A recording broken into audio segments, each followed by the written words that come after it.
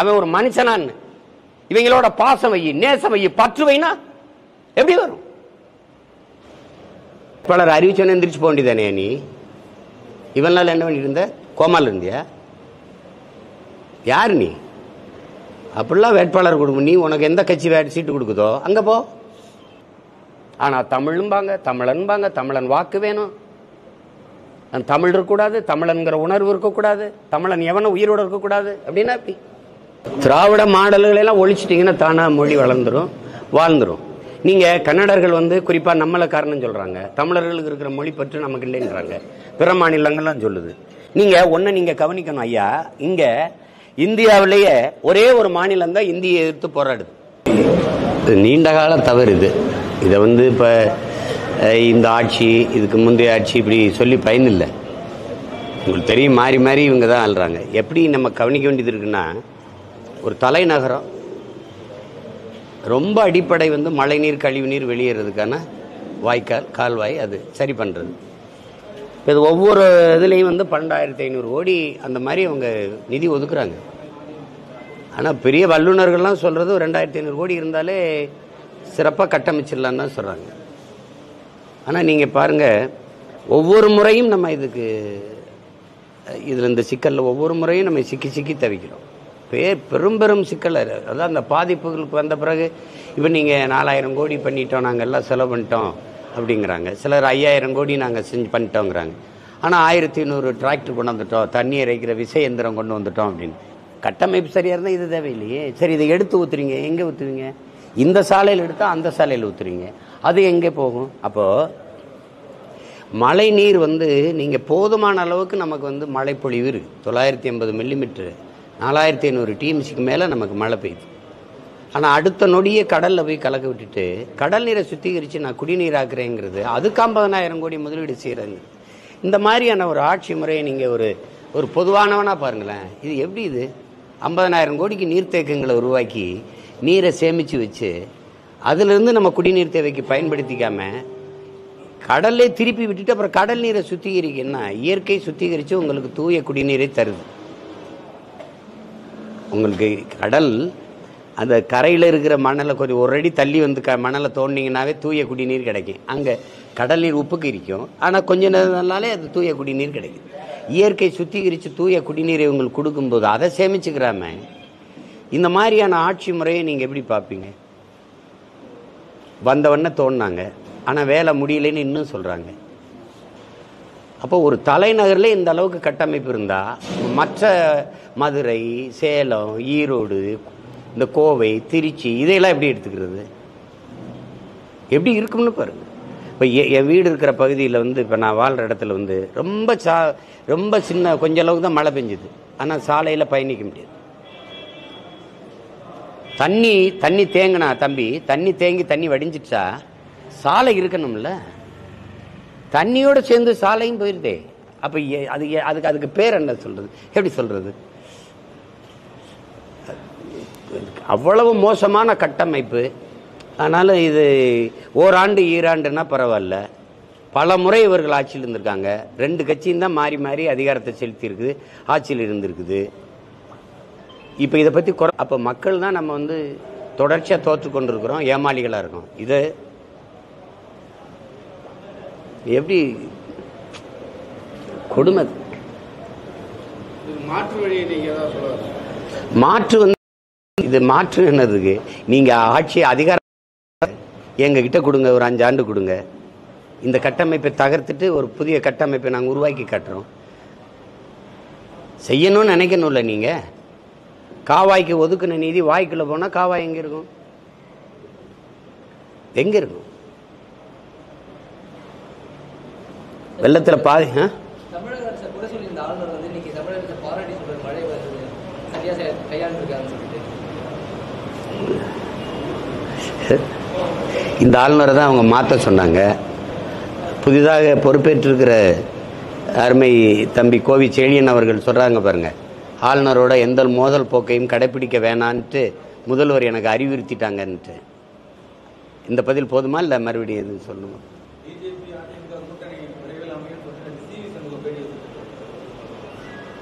அப்படி ஐயா பொதுச் செயலாளர் ஐயா எடப்பாடி பழனிசாமி அப்படி சொல்லலையே. அப்படி சொல்றாருன்னு சொல்லுங்க. திமுக நீங்க கூட்டணிங்கிறது தேர்தலில் உடன்பாடு வச்சு நேரடியாக களத்தில் சந்திக்கிறதா கூட்டணி நீங்கள் நினச்சிங்கன்னா அதுக்கு நான் பதில் சொல்ல முடியாது. ஆனால் இப்போ அது கூட்டணி வச்சு தான் ஆட்சி நடத்துது. இப்போ நான் உங்களுக்கு ஒன்று கேட்குறேன், நீங்கள் இதை ஆழ்ந்து கவனிங்க. இப்போ இந்த நாட்டின் முதலமைச்சர் நான் இங்கேருந்து டெல்லிக்கு பிரதமரை சந்திக்க போகிறேன்னா இந்த காரணத்துக்காக போகிறேன், இந்த கோரிக்கையை வச்சு சந்திக்க போகிறேன் அப்படின்னு ஏதாவது ஐயா ஸ்டாலின் செய்தி வெளியிட்டதை பற்றியெல்லாம் இல்லை. போய் சந்திச்சாரா இல்லையா? சந்திச்சார். இந்தந்த கோரிக்கைகளை வச்சு இது நிதி தேவை இதை சொல்லியிருக்கேன், இது தேவை சொல்லியிருக்கேன், வலியுறுத்தி பேசியிருக்கேன் அப்படின்னு பிரதமர்கிட்ட பேசினேன்னு வெளியில் பத்திரிகையாளரை சந்தித்து பேசுனது நீங்கள் கேட்டீங்களா? இல்லை. தம்பி உதயநிதி இந்தியாவே பல மாநிலங்களை பாரதிய ஜனதா ஆண்டது. அந்தந்த மாநில முதலமைச்சரையாவது பிரதமரை சந்திச்சு நீங்கள் பார்த்தீங்களா? இல்லை. எந்த மாநில விளையாட்டுத்துறை அமைச்சரையாவது சந்திச்சு பார்த்தீங்களா? இல்லை. இவருக்கு நேரம் கொடுத்து சந்திச்சார். என்ன பேசுனாங்க? எதுக்காக சந்திச்சாரு? சந்திக்க போகும்போது இதுதான், இதுக்காக சந்திக்க போறேன், சந்திச்சுட்டு இதுக்காக சந்திச்சேன், ஏதாவது சொல்லப்பட்டதா? நீங்க பொண்ணு எடுத்தவங்க சம்பந்திய மாதிரி போறீங்க, வாரீங்க, சந்திக்கிறீங்க, எந்த நேரம்னாலும் சந்திக்கிறீங்க, 15 நிமிஷம் நேரங்கிறீங்க, 45 நிமிஷம் பேசிட்டு வரீங்க. இதெல்லாம் கூட்டணி வச்சா கூட கிடைக்காதே.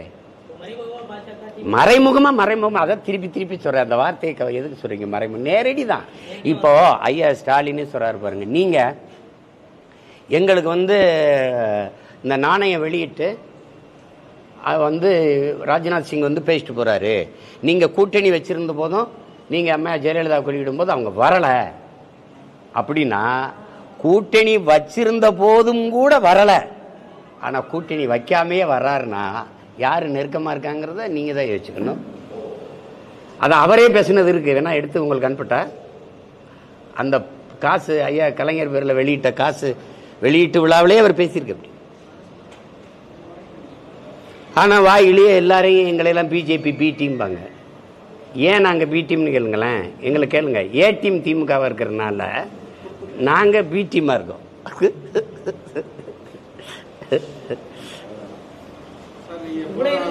தம்பி விஜய் இந்த தொகுதியில மாநாடு நடத்துறாரு, அண்ணனா உங்களுக்கு அழைப்பு வந்திருக்கா? அப்படி அழைக்கக்கூடாது, யாரையும் அழைக்கக்கூடாது. கட்சி தொடங்கும் போது அது தம்பி தான் நின்று இது பண்ணணும். அதுதான் நாங்கள் அவர்கிட்ட பேசியிருக்கு. அதுதான் அறிவுறுத்துவேன் ஒரு அண்ணனா. கட்சி தொடங்கும் போது அவர் தன்னுடைய தொண்டர்களுக்கு தன்னுடைய தோழர்களுக்கு என்ன சொல்ல நினைக்கிறாரோ அது அவர் தான் சொல்லணும். இப்போ நான் அழைச்சிட்டு போய் நான் என்ன பேசுறது, நான் பேசி சரி நான் போகிறேன், நான் என்ன பேசுறது சொல்லுங்கள். அது நேர விரயம், அது தேவையற்றது. இப்போ என்னை அழைக்கிறாருன்னா என்னுடைய கட்சி தம்பிகள், என்னுடைய தம்பி தங்கைகள் என்னை தனியாக அனுப்ப மாட்டாங்கல்ல. அவங்க பலாயிரக்கணக்கில் வரும்போது என் கட்சியை கூடிய தூக்கிட்டு வருவாங்க, இவரை கூப்பிட்டா இவர் கட்சி கூடிய தூக்கிட்டு வருவாங்க, அவர் கூட்டிட்டு வருவாங்க. நான் மேடையில் வரும்போது நான் வாழ்கம்பாங்க கை தட்டுவாங்க. இது இப்போ யார் கட்சி மாநாடு, யார் கட்சி மாநாடு? அது அவர் கட்சி, அவர் கட்சி கொடி, அவர் கொள்கை, அது அவர் தான் செய்யணும். அது ஒரு அண்ணனா நான் அதுதான் அறிவுறுத்தினேன், அதுதான் அறிவுறுத்துவேன், அதுதான் செய்வார். அது போட்டு அவர் ஒன்றும் சொல்ல முடியாது. வேற ஏதாவது கேள்வி? இந்த மாவட்டத்தில் 2 மாவட்ட தலைவர் உட்பட ஒரு 5 நிர்வாகிகள் உள்ளிட்டவர்கள் கட்சி விட்டு வெளியேறாங்க. சில கோபதா சொல்றாங்க. அவரும் இந்த கட்சி தொடங்கி தமிழக வெற்றி கழகத்துக்கு போகல, எப்படி பாருங்க? நமக்கு வேணாம் அப்படிங்கும்போது அவங்க எந்த கட்சிக்கு போனாலும் வாழ்த்துறது தான், அதனால ஒன்றும் இல்லை. சரி, அண்ணன் கட்சியிலேருந்து தம்பி கட்சிக்கு போகிறாங்க, மகிழ்ச்சி தானே. வேற ஏதாவது தேர்தலுக்கு முன்பாகவே சட்டமன்றத்துக்கான வேட்பாளர்கள் தயார் செய்யறது குற்றச்சாட்டு இருக்கிறாங்க. இது ஊருக்கு சம்மந்தம் இல்லாதவங்க நிறுத்துறதுக்காக தயார் செய்யறாங்க, அதெல்லாம் போன்ற மாதிரி குற்றச்சாட்டு. இப்போ ஜெயலலிதா எம்ஜிஆருக்கெல்லாம் இந்த ஊர்களில் தொகுதிகளில் சம்மந்தம் இருந்ததா? அப்படி இது இருக்கா? பாகிஸ்தானில் வேட்பாளர் போடுறோமா? சம்மந்தம் இருந்ததுன்னா நீ அன்னைக்கே வெளியேறி இருக்க வேண்டியதானே. நீ பெரிய சிங்கம் யார்? நீ வேட்பாளர் அறிவிச்சோன்னு எந்திரிச்சு போக வேண்டியதானே. நீ இவன் நாள் என்ன பண்ணிட்டு இருந்த? கோமாவில் இருந்தியா? யார் நீ? அப்படிலாம் வேட்பாளர் கொடுக்கும். நீ உனக்கு எந்த கட்சி சீட்டு கொடுக்குதோ அங்கே போ. இப்போ போய் சேருவில்லை, உனக்கு சீட்டு கொடுத்துட்டு தான் மற்ற வேலை பார்க்கும் அந்த கட்சி. போ சேரு, போ. உடனே மாவட்ட செயலாளர் தொகுதி அதெல்லாம் கொடுத்துருவான். போ. வேற ஏதாவது கேளுங்க தம்பி. நாட்டுக்கு மக்களுக்கும் பிரச்சனை ஏதாவது இருக்கா அதை பேசுவோம். நீங்கள் கேளுங்க. எங்க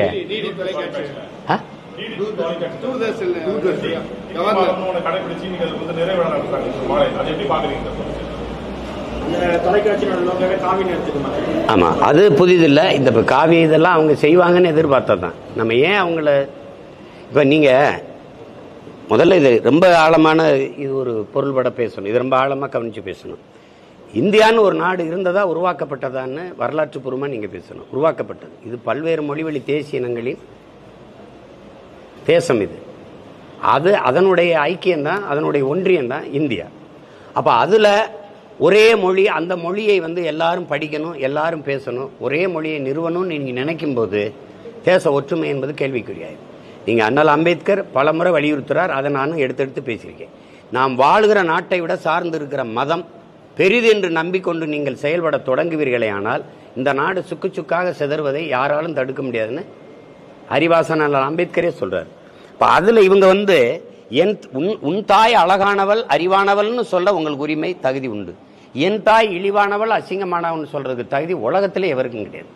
நீங்க எல்லாருமே பேசுறீங்க உலகத்தின் மூத்த மொழி தமிழ், இந்திய மொழிகளில் மிக மிக தொன்மையான மொத்த திருப்பி அவர் எடுத்து சொல்றாரு. ஆனாலும் அந்த கருத்தை எவரும் மறுக்க இயலாது. அப்படி இருக்கும்போது நீங்க இந்தி வாரம் கொண்டாடுறீங்க, கொண்டாடிக்கிறீங்க. அதிகாரத்தில் இருக்கனால நாடங்களும் கொண்டாடுறீங்க. என் மாநிலத்துக்கு வருது, கர்நாடகத்துக்கு வருது, ஆந்திரா எல்லா இடத்துலையும் கொண்டாடுறீங்க. ஆனா இந்த பொதிகை தொலைக்காட்சி யார் காசில் நடத்தப்படுது? இப்ப பொதிகைங்கிறத மாத்திட்டீங்க, டிடி தமிழ்னு கொண்டு வந்துட்டீங்க. அது யார் காசில் நடத்தப்படுது? மத்திய அரசு. மத்திய அரசு காசு எது தம்பி? மத்திய அரசு காசு எது? இல்ல இல்ல, பல்வேறு மாநிலங்களின் காசு தான் மத்திய அரசு காசு. மத்திய அரசுக்கு நிதி வருவாய் பெருக்க இருக்கா? இல்ல. தமிழ்நாடு, கர்நாடகா, ஆந்திரா, கேரளா. அப்ப என் காசு வேணும், என் மொழி வேணாம்னா எப்படி? என் வரி வேணும், என்னுடைய மொழி வேணாம்னா எப்படி? அதே மாதிரி இப்ப நான் தமிழ் வாரம்னு கொண்டாடினா என்னை அனுமதிக்குமா? என்னைய பாசிஸ்ட்ங்கிறீங்க, இனவெறியங்கிறீங்க, செப்பரேட்டிஸ்ட்ங்கிறீங்க, மொழிவெறியங்கிறீங்க. அது எப்படி? தமிழ் படினா தமிழ் சாவனிசம், தமிழ் தீவிரவாதம்ங்கிறீங்க. சமஸ்கிருதம் ஹிந்தி படினா அது இந்தி தீவிரவாதம், சமஸ்கிருத சாவனிசமா இருக்காதா? அது கேட்கிற வேண்டிய ஆள்கள் அந்த கேட்கிற தலைமை சரணடைஞ்சிட்டதுனாலதான் பிரச்சனை. இதை பேசுவாங்களா? இது ஐயா ஸ்டாலின் எடுத்து பேசுவாரா? எது இப்படி பண்ணிட்டு இருக்கீங்கன்னு? இல்ல தமிழ் வாரம் நான் நடத்துறேன் அனுமதி கொடுப்பாரா? தமிழ்நாட்டு கொடியேற்ற எங்களை அனுமதிப்பாங்களா? நவம்பர் 1ஆம் தேதி அனுமதிக்கிறாங்களா? வழக்குடுவாங்க. ஆனா கன்னட நாள்ல எந்த கட்சிக்காரனா இருந்தாலும், எந்த மத்திய அமைச்சரா இருந்தாலும், எந்த கட்சியின் உறுப்பினராக இருந்தாலும் கன்னட கொட்டியை கட்டிட்டு பறக்கணும். அது பயணிக்கணும். அரசு அலுவலகங்களா இருந்த மத்திய அரசு அலுவலகமா இருந்தாலும் இந்த கன்னட கொடி பறக்கணும். வேணா நீங்க ரொம்ப அருகில் இருக்கிறீங்க, நீங்க பாருங்க பறக்குதா இல்லையான்னு பாருங்க. இதே நவம்பர் 1 பறக்குதா இல்லையான்னு பாருங்க. என்னை ஒரு கொடியேற்றவங்க அனுமதிப்பாங்களான்னு பாருங்க. ஆனா தமிழும்பாங்க, தமிழன்பாங்க, தமிழன் வாக்கு வேணும், தமிழ் இருக்கக்கூடாது, தமிழன்கிற உணர்வு இருக்கக்கூடாது, தமிழன் எவனும் உயிரோடு இருக்கக்கூடாது. அப்படின்னா எப்படி? நான் இந்தி வாரம் அவங்க நடத்துறத நான் மகிழ்ச்சியா வரவே இருக்கிறேன். அதே மாதிரி என்னைய நடத்த வர அனுமதிச்சிருங்கிறேன். நாங்க மாதம் கூட நடத்தல, தமிழ் வாரம் நடத்துறோம், அதுக்கு அனுமதிங்கன்னு தான் சொல்றேன். தொடர்ந்து பாத்தீங்கன்னா அந்த மீனவர்களும் கொண்டுதான் இருக்கிறாங்க, தாக்கப்பட்டு இருக்காங்க. தொடர்கதையாவே இருக்குது. சலிச்சுக்கிறீங்க, வருத்தப்படுறீங்க. மாற்று அதுக்கு என்ன செய்யலாம்னு சொல்லுங்க. கோபப்பட மாட்டேங்கிறீங்க. யார் காரணம்னு சொல்லுங்க. நான் இல்ல உங்க எல்லாத்தையும் கேட்கிறேன். எங்க அண்ணன் அந்த தமிழீழ மண்ணில் தன்னுடைய படையோடு ஆயுதத்தோடு நிற்கும் போது இத்தனை மீனவன் கொல்லப்பட்டானாங்கிறதான் கேள்வி. சிறைபிடிக்கப்பட்டானாங்கிற கேள்வி. படகு பறிக்கப்பட்டதாங்கிறது கேள்வி. வலை கிழிக்கப்பட்டதா? இப்படி நிர்வாணப்படுத்தப்பட்டானா? கொதிக்கிற வெப்பத்தில் அடிக்கிற வெப்பத்தில் காய வச்சு இரும்பு தகட்டில் அந்த சில்வர் தகடு, இந்த தகட்டில் முட்டிக்கால் போட விட்டானா? போட முடிஞ்சதா? சிங்களானால படகு பறிச்சு ஏல விட முடிஞ்சதா? அப்ப யாரு இந்த மண்ணுக்கு, மக்களுக்கு, இந்த நாட்டு குடிகளுக்கு பாதுகாப்பா நின்றவன் யாரு? அப்ப நாங்க தீவிரவாதிகளா? நீங்க யாரு? சொந்த நாட்டு மக்களை பாதுகாக்க வக்கற்ற இந்த ராணுவங்கள், இந்த அதிகாரங்கள் யாருக்கானது? 850 மீனவனை சுட்டே கொண்டிருக்கான். இன்னும் எத்தனை 100 பேர் சிறையில் இருக்கான். எவ்வளவு பேர் படக பறி கொடுத்துட்டு வாழ்வாதாரத்திலிருந்து நிற்கதியா நிற்கிறான். இந்த நாட்டில் நாங்கள் தமிழர்களாக பிறந்ததை தவிர செஞ்ச பிழை என்ன இருக்கு? அப்ப இந்த அதிகாரம் யாருக்கு நிறுவப்பட்டிருக்கு? 39 உறுப்பினர்கள் 40 உறுப்பினர்களை நாடாளுமன்றத்துக்கு கொண்டு போய் இது குறித்து பேசினது என்ன? நீங்க என்கிட்ட கேள்வி கேட்கிறீங்க, நான் உங்களுக்கு பதில் சொல்லிக்கிட்டே இருக்கேன் ஒவ்வொரு முறையும். ஆனா இவர்கள் பாராளுமன்றத்தில் எழுப்பின கேள்வி என்ன? நடத்திய தர்க்கம் என்ன? அது குறித்து கவனத்துக்கு கொண்டு போகாம மறைக்க காரணம் என்ன? எளிய மக்கள், அதிகாரமற்ற மக்கள், குரலற்ற மக்கள், நச்சு ஆலைகள் எல்லாம் நிறுவப்பட்ட இடங்கள் எங்க? கடலூர்.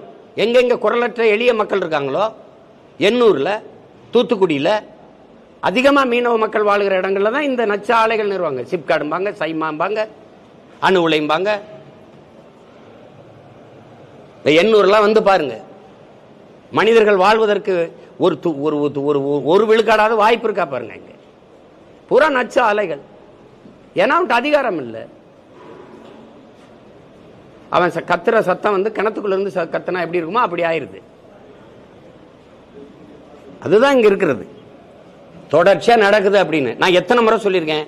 நீ கேட்டா சிரிப்பீங்க. ஒரே ஒரு முறை என்னை அதிகாரத்தில் இருக்கவீங்க. அந்த அதுல ஒரு தடவை என் மீனவனை சிங்களம் தொட்டான்னா காலையில கையெழுத்து போட்டு பதவியில வெளியில இறங்கிடுறேன், கீழே இறங்கிடுறேன். தொட சொல்லுங்க பார்ப்போம். ஏன்னா அவனுக்கு தெரியும் நான் யாருன்னு அவனுக்கு தெரியும். எல்லை தாண்டி வர்றாங்கிறதானே சிங்களம் குற்றச்சாட்டு. கேரள மீனவன் எல்லை தாண்டி வர்றானா இல்லையா? எத்தனை முறை கேட்டிருக்கேன். இதே ஊடகத்துக்கு வாயிலா வர்றானா இல்லையா? வர்றான். ஏன் அவனை நீங்க கைது பண்ணல? ஏன் சுடல? ஏன் அவன் படகை பறிக்கல? ஏன் அவன் வலையை கிழிக்கல? நீ ஏன்? அப்ப எல்லை தாண்டி வர்றவன் மீனவங்கிற பிரச்சனை இல்ல, தமிழன்கிறதா உனக்கு பிரச்சனை. அப்போ அவன் மீனவன் செத்த போது நீ கவலைப்பட மாட்டியே. எல்லாத்தையும் மறந்துட்டு நாங்க உங்களுக்கு ஓட்ட போட்டு விட்டுறோம்ல, அதனால எங்க உயிரை பத்தி உனக்கு கவலை கிடையாது. எங்க உரிமையை பத்தியோ எங்களோட உணர்வை பத்தியோ உனக்கு கவலை கிடையாது. என் வாழ்க்கை பத்தி கவலைப்படாத உனக்கு வாக்கு போட்டு விடுறேன்ல, அதான் பிரச்சனை. அதனால தொடருது இந்த துயரங்கள்.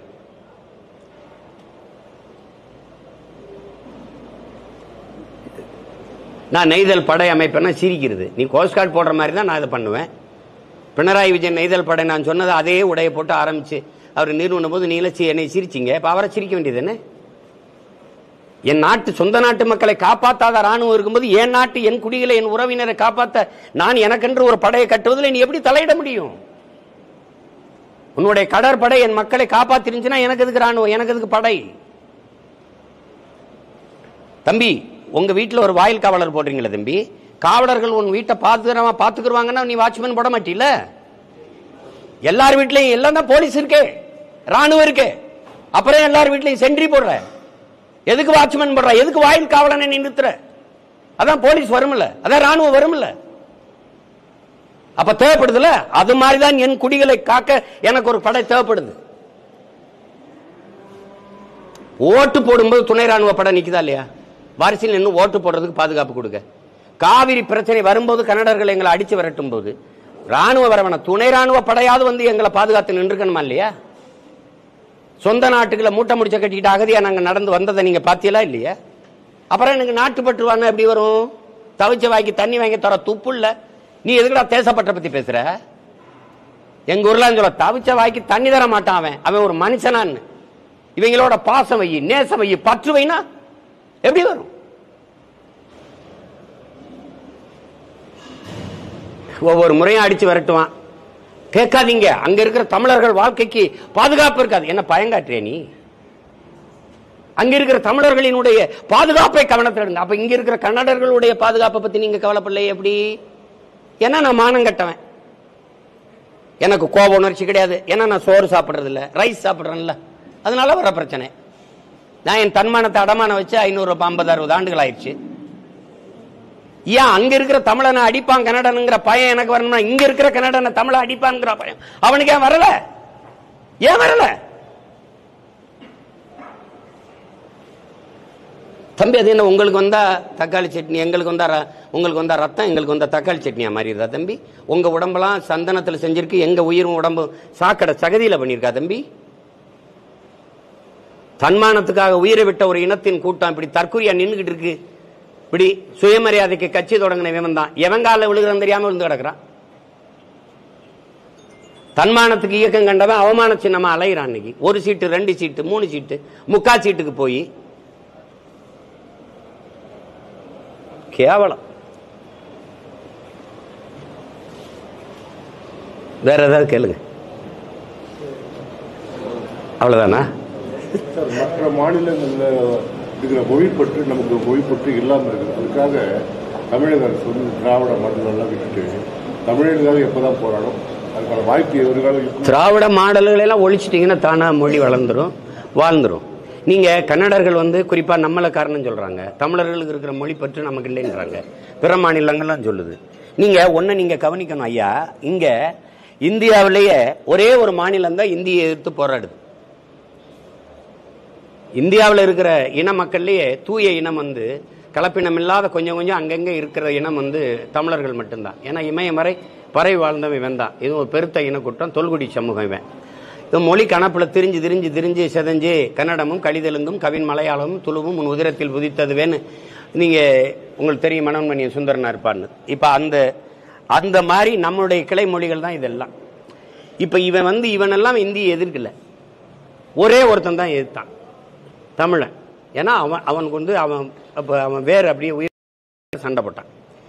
இப்ப இந்த மொழி இந்த மொழி புரட்சியில கட்சியை ஆரம்பிச்சு காத்திருந்த திமுக எப்படா கட்சியை வர்றதுன்னு இந்த மொழி போராட்டத்தை பிடிச்சுக்குது. திமுகவுக்கு மொழி போராட்டத்துக்கு சம்பந்தம் இருக்கா? இல்ல. தன்னெழுச்சியா மாணவர்கள் போடுறாங்க. சிவங்க ராஜேந்திரன் திமுகவும் இல்ல, அன்னைக்கு எங்க மாமா காளிமுத்தும் ஐயா நாவண்ணா காமராஜர் தியாகராஜ கல்லூரியில் நகலை எரிச்சா 2 பேரும் திமுக இல்ல, அன்னைக்கு மாணவர்கள். அதே மாதிரி கீழப்பட ஒரு சின்னசாமி மட்டும்தான் திமுக. அவரு அண்ணாதுரை அவர்கள் இந்த மொழி போராட்டத்திலிருந்து வெளியேறிட்டாரு, விலகிட்டாரு, நழுவிட்டாருன்னு கோபத்துல தீக்குளிச்சார். வரலாறு தாங்கய்யா ஐயா, வரலாறு தான். அப்புறம் எண்ணற்ற பெருமக்கள் என் உயிர் தமிழ் இந்தி திணிப்பால் இறந்து விடுமோ என்று இறந்தான், உயிரை பழி கொடுத்தான். அவங்களுக்கு தெரியாது. அதுக்கு முன்னாடி நடராஜன் தாளமுத்து 35 நடந்த போராட்டத்தில். இப்ப இந்த திராவிட அதிகாரத்துக்கு வந்தவன் இந்த மொழி போராட்டத்துல இந்த புரட்சியை பயன்படுத்தி மேல வந்தவன் என்ன யோசிக்கிறான்னா, தமிழனுக்கு உயிர் உடல்ல இல்ல, தமிழனுக்கு உயிர் அவன் மொழியில இருக்கு. அது இருக்கிற வரை, மொழி பற்று தமிழனுக்கு இருக்கிற வரை தமிழன் அல்லாதவன் இங்கே ஆட்சி ஆள முடியாது. அப்ப தமிழனுடைய மொழி பற்று, அந்த மொழியை அழிக்கணும். அப்ப மற்றவனுக்கு முன்னாடி வீழ்வது நாமாக இருந்தாலும் வாழ்வது தமிழாக இருக்கட்டும், எங்கும் தமிழ் எதிலும் தமிழ், தமிழன் என்று சொல்லடா, எல்லாம் நம்ம முன்னோர் ஒழிச்ச முழக்கத்தை தானே சொன்ன மாதிரி வச்சு ஏமாத்தி தமிழகத்தின் தமிழ் தெருவில் தமிழ்தான் இல்லைன்னு புரட்சி பாவலம் பாடினா எங்கேயாவது இருக்கா? இது தெரியாதா? இந்த தெருவில் போன ஐயா கருணாநிதிக்கு, இந்த தெருவில் போன அம்மையார் ஜெயலலிதாவுக்கு, இந்த தெருவில் போய்கொண்டிருக்க ஐயா ஸ்டாலினுக்கு தெரியாதா தமிழகத்தின் தமிழ் தெருவில் தமிழ் இல்லைன்னு? ஏட்டில் இருக்கா? நாட்டில் இருக்கா? ஆட்சி இருக்கா? அதிகாரத்தில் இருக்கா? வழிபாட்டில் இருக்கா? வழக்காடு மன்றத்தில் இருக்கா? பண்பாட்டில் இருக்கா? பயன்பாட்டில் இருக்கா? தமிழ நாக்கில் இருக்கா? எங்கும் இல்லாத தமிழ் எப்படி நாட்டில் வாழும்? அப்ப வாழணும்னா சொல்றாங்களே, தமிழாய்ந்த தமிழ்நகன் தான் தமிழ்நாட்டை ஆளுதல் வேண்டும்ங்கிறாரு. உங்களுக்கு புரியுதுன்னு நினைக்கிறேன். உங்களுக்கு தமிழ் மீளணும், தமிழ் வாழணும்னா தமிழன் ஆளணும். அவன் தமிழனா ஆளணும், தமிழன் ஆளணும், அவன் தமிழனா ஆளணும். தாய்மொழி மீட்சிக்கு அவன் அரும்பாடாற்றணும். அது செத்துருச்சு, அதிகாரத்துக்கு வந்துட்டான். இவன் அதிகாரத்தில் இருக்கவன் எங்கவன் இல்லையே. திராவிட மாடல், திராவிடம்ங்கிற சொல் எந்த மொழி? சமஸ்கிருதம். மாடல்ங்கிறது எந்த மொழி? ஆங்கிலம். ஆனா தமிழ் வாழ்க ஆட்சி, திராவிட மாடல் ஆட்சி எப்படி வாழும்? எப்படி வாழும்? 20 வருஷத்துக்கு முன்னாடியே கலைஞர் முதலமைச்சராக இருக்கும்போது அனைத்து அரசு பேருந்துகளையும் பார்த்தீங்கன்னா திருக்குறள் தமிழ்ல தான் எழுதி வச்சிருக்காங்க. தமிழ் எழுதுறீங்க, திருக்குறள் பேருந்துல தமிழ்ல எழுதிட்டா தமிழ் வாழ்ந்துருது. தமிழ் பள்ளிக்கூடி திருக்குறளை படிக்க எத்தனை பள்ளிக்கூடம் வச்சிருக்கீங்க? திருக்குறள்ல பேருந்துல ஒரு சின்னதா ஒரு திருக்குறள் எழுதி வச்சுட்டா தமிழ் வாழ்ந்துரும். உங்களுக்கு விளம்பர பலகைகள் கடை தெருவில் இருக்கா? தமிழ் பயிற்றுவிக்க தமிழ் பாடமொழியாவது இருக்கா? சொல்லுங்க. நீங்க எங்கேயோ பேருந்துல திருக்குறள் எழுதி வச்சிருந்தாங்க, அது நீங்க இல்லைன்றீங்களே தமிழ். இவ்வளவுதான் எங்க நிலைமை. என்ன உங்களுக்கு எங்களெல்லாம் பார்த்தா உங்களுக்கு நக்கலா தெரியுது? என்ன இப்ப நீங்க எந்த பத்திரிகையில் இருக்கிறீங்க? வாங்க 2 பேரும். நீங்க சன் டிவி வாங்க, கொஞ்சம் இருங்க, வாங்க தெருவுக்கு வாங்க, எங்க கூட வாங்க. நீங்க வேலை செய்யறதே சன் டிவி, அப்புறம் எப்படி தமிழ் வாழும்? இங்க வாங்க, இந்த தெருவில் நீங்க படம் எடுங்க, உங்க கருவியை வச்சுட்டு எடுங்க. நாங்க ஒவ்வொரு விளம்பர பலகையா காட்டுறேன். தமிழ் எங்கேயுமே இல்லைன்னு சொல்றீங்க, எங்கேயாவது இருக்குன்னு காட்டுங்க. நான் அப்படி போயிடுறேன் ஊருக்கு, எங்கள் ஊருக்காரனே ஊருக்கு போய் விவசாயம் பார்க்குறேன். இந்த வேலையை நீங்கள் செய்யுங்க, உங்கள் ஆளுகளே வச்சு செய்யுங்க.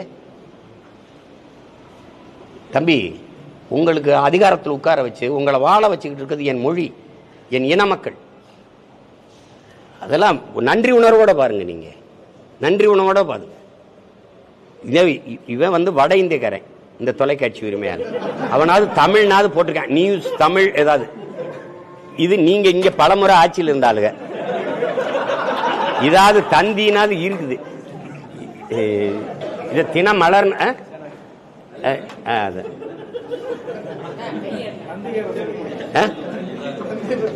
இந்த தந்தின்னு இருக்கு பாருங்களேன்.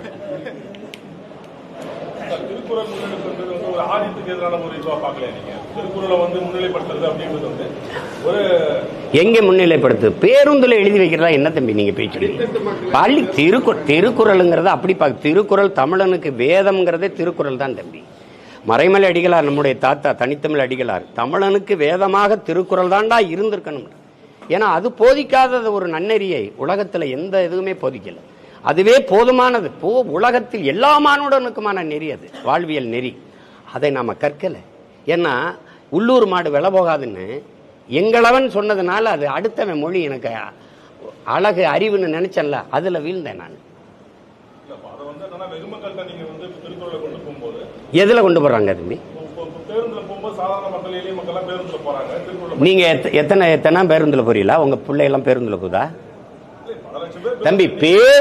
பேருந்து மூலமா திருக்குறளை வளர்க்கிற பெருமக்களை நான் இப்பதான் பாக்குறேன் தம்பி, இப்பதான் பாக்குறேன். பேருந்தில் எழுதி வச்சால் திருக்குறள் வாழ்ந்துரும், திருக்குறளை எல்லாரும் படிச்சிருவாங்க. பேருந்துல போறவங்க திருக்குறளை படிக்க போறாங்களா, ஊருக்கு போக போறாங்களா தம்பி? என்ன தம்பி நீங்க இப்படி எல்லாம் பேச ஆரம்பிச்சிட்டீங்க தம்பி? நீங்க மறை ஓதும் பள்ளிகள் உருவாக்கணும் தம்பி. திருக்குறளை எல்லாரும் படிக்கிற மாதிரி ஏற்படுத்தணும். நீங்க வந்து பேருந்துல எழுதி இருக்குல்ல அப்படின்னா, இப்ப திருக்குறள் படிக்கணுமா? நாங்க இருங்க, திருக்குறள் படிக்கணுமா பேருந்துல ஏறி ஏறி போய் இறங்கி படிச்சுட்டு வரணும். ஒரு குறள் ஒரு மாணவர் தினந்தோறும் சொல்லணும். எல்லா பள்ளிக்கூடத்துல, அரசாங்க பள்ளிக்கூடத்துல இது நடைமுறையா இருக்கு. எந்த ஊர்ல இருக்கு? எங்க ஊர்ல விழுப்புரத்துல இருக்கு.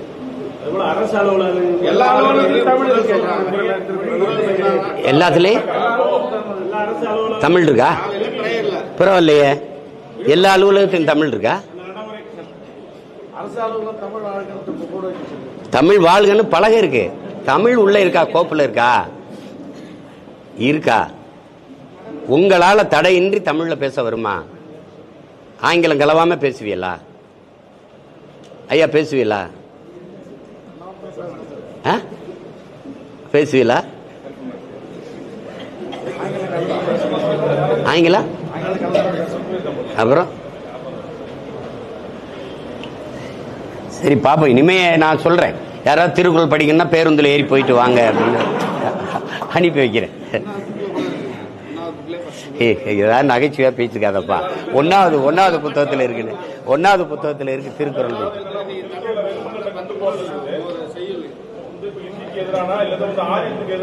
அத போய் இந்திக்கு எதிரானது, ஆரியத்துக்கு எதிரானது. திருக்குறளை தமிழர்கள்ட்ட நம்ம கொண்டு போய் படிக்க வைக்கணும். தமிழனுடைய மறை, அது வாழ்வியல் நன்னறி. அதன்படி கற்றவை, அது சொல்றதில்ல, கற்க கசடர கற்பவை கற்றவை நிற்க அதற்கு தகன, அதன்படி நின்று வாழ்வது என்பது அது தமிழனுடைய பொறுப்பும் கடமையும்.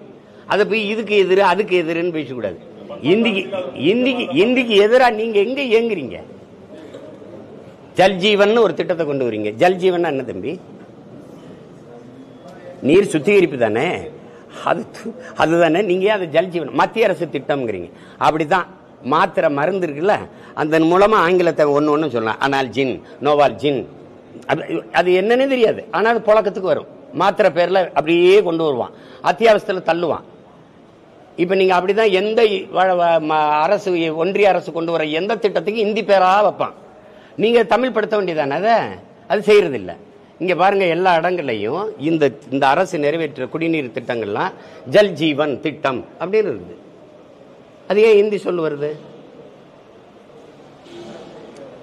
இந்திக்கு எதிராக போராடுறது நீங்க எப்படி போராடுனீங்க? இந்தி தெரியாது போடாங்கிறீங்க. ஆனா ஒவ்வொரு இதுலயும் அது இந்தி தானே இருக்குது. அதை எதிர்த்து பேசுறது இல்லையே நீங்க பேசுறது இல்லையே. அதிகாரத்துக்கு வர்றதுக்கு முன்னாடி அவருக்கு கருப்பு கொடி பிடிச்சிங்க, வந்த பிறகு கொடையை கூட வெள்ளையாக தான் பிடிச்சிங்க. அப்புறம் எப்படி அது நீங்கள் இந்தியை வீழ்த்தி தமிழை வளர்ப்பீங்க?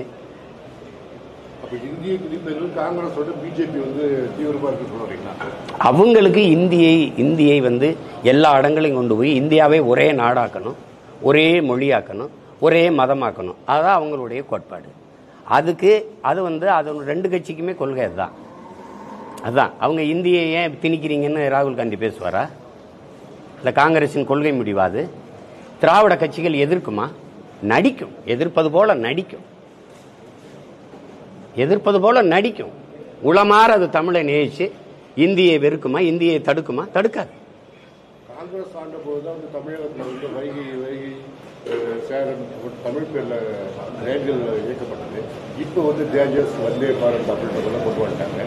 இதை வச்சு பார்க்கும்போது நேரடியாக பார்த்தா பிஜேபி தான் இந்தி திணிப்பு அதிகமாக பண்ண மாதிரி அது செய்யும். அதுக்கு இந்தியையும் தாண்டி அதுக்கு அதனுடைய கனவு சமஸ்கிருதம் தான்.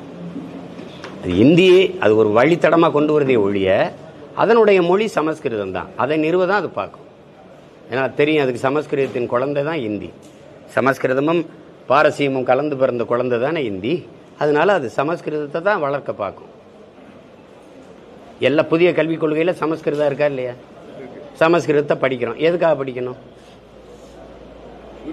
எதுக்காக படிக்கணும்? தேவ பாஷைங்கிற தேவ பாஷைன்னு என் மொழி தான் தேவ பாஷை, இறைவன் மொழி. மணி நெற்றி உமிழ் சங்கன் தளர்வுரை சுடர் கடவுள் தந்த தமிழ்ங்கிறான். சிவபெருமானே தந்த தமிழ்றாங்கிறான். இறையனாரும் எம்பெருமான் முருகவேலும் கட்டி காத்த தமிழ் சங்கத்தின் இருக்குல்ல. முருகன் மொழி எது? சிவனின் மொழி எது? அது இறைவனின் மொழி தானே. கொங்குதேர் வாழ்க்கை அஞ்சிரை தும்பி காமம் செப்பாது கண்டது மொழியுமோன்னு செயல் எழுதி கீழே இறையனார்னு கையெழுத்திருக்க. அந்த இறையனார் யாரு? சிவனா இல்லையா? சிவன். அவனுடைய மொழி எது? தமிழ். அப்ப இறைவனின் மொழியே தமிழ் தானே. நீ என் மொழியை நீ கோயிலுக்குள்ள வராத, அங்க போ இங்க போ, அது நீ சபாசைன்ட்டு நீ ஓம் பாசையை தேவ பாசைன்னா அவரவர் அதான் நான் முதல்ல சொன்னதுதான். உங்க அம்மா அழகானவ அறிவானவன் சொல்லிட்டு போ, நல்லது பான்னு போறோம். அதுக்காக என் தாய் இழிவானவள் அசிங்கமானவள் அறிவு கட்டவள்னு சொல்லாது, முட்டாள்னு சொல்லாது. அது எப்படி ஏற்கிறது?